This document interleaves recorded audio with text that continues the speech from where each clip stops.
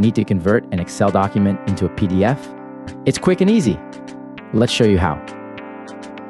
First, open the Excel file you want to convert to PDF. Now, go to the File tab in the top left corner of the screen. Select Save As or Save a Copy from the drop-down menu. In the Save As Type drop-down, choose PDF. Give your file a name, make sure it includes your first and last name and the document name.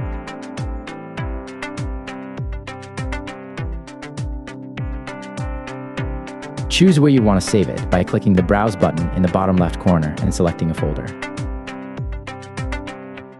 And then click Save. Your Excel document is now converted into a PDF and is saved in the file you chose.